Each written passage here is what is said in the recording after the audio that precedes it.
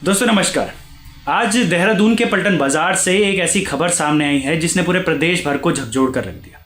दिन दहाड़े एक 23 वर्षीय युवती की देहरादून के पलटन बाजार जो कि सबसे ज़्यादा बिजी मार्केट है, उसके मच्छी बाजार में एक युवती की हत्या कर दी गई। एक बाइक सवार युवक आता है और घर से बाहर निकली एक युवती को, 23 वर्षीय युवती जिसका नाम गुन्नू बताया जा रहा है, उसके गर्दन पर एक धारदार हथियार से वार कर देता है। पहले ये युवक उससे बात करने की कोशिश करता है और बाद में उसी बातचीत के दौरान उसकी गर्दन पर एक धारदार हथियार से वार करता है, जिससे युवती की मौके पर ही मौत हो जाती है।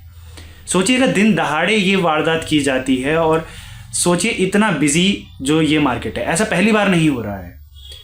प्रदेश भर में इस चीज़ को लेकर कई चर्चाएं हैं कि देहरादून लगातार एक क्राइम हब बनता चला जा रहा है। आप देखेंगे ऋषिकेश से भी एक खबर जो है वो सामने आई थी, प्रीति हत्याकांड जिसे कहा जा रहा है। फिलहाल कल रात 10 बजे करीब एक वारदात को अंजाम दिया गया है, जिसमें रात 10 बजे दरवाज़ा खटखटाया जाता है प्रीति के घर का।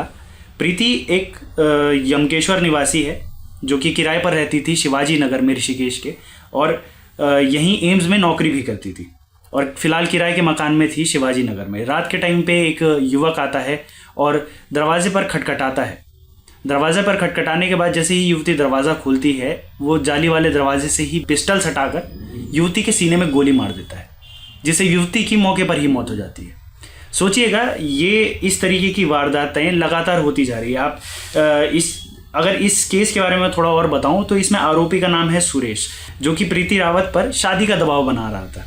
जब वारदात का पता लगा तो प्रीति की जो बहन थी उसने ये भी बताया कि यही युवक जो है वो शारीरिक शोषण प्रीति रावत का कर रहा था। आप देखेंगे कि इसके अलावा ऐसा ही एक और केस 4 दिन पहले विकासनगर से भी आया था, जिसमें एक 12वीं की छात्रा को बहुत ही बेरहमी से मार दिया गया, जिसकी लाश करीबन अपने घर से 400 मीटर दूर एक नहर में पाई गई। इस वारदात की अगर हम बात करें तो इस वारदात में लड़की की उंगलियां काट दी गई, उसकी नाक काट दी गई और उसके सर पर पत्थर के कई निशान थे, पत्थर से कुचला गया था उसका। और आरोपी इसमें और कोई नहीं, युवती का ही चचेरा भाई जिसका नाम सुरेंद्र बताया जा रहा है वो है। सोचिएगा, हम बात करते हैं महिला सुरक्षा की, लेकिन महिला सुरक्षा के नाम पर कुछ नहीं होता। लगातार हाथ पर हाथ धरे प्रशासन बैठा रहता है और इस तरीके की वारदातें लगातार कई घटनाएं होती चली जाती है। ना सिर्फ अंकिता भंडारी जैसे मामले जो हैं जो उजागर हो गए, बल्कि कई ऐसे अलग अलग मामले हैं। ये तो कुछ जो 3 मामले हैं, ये पिछले 3-4 दिनों के कुछ मामले हैं। आप देखेंगे तो इससे पहले भी लगातार प्रदेश भर में इस तरीके की घटनाएं होती चली जा रही है। महिलाओं के खिलाफ जो है वो लगातार आरोप, घटनाएं, वारदातें होती चली जा रही है। लगातार क्राइम जो है वो लगातार बढ़ रहा है। तो किस तरीके से हम इन चीज़ों से निपटेंगे, किस तरीके से हम अपने प्रदेश को बचाएंगे और क्या कुछ इसमें अब आगे करेंगे।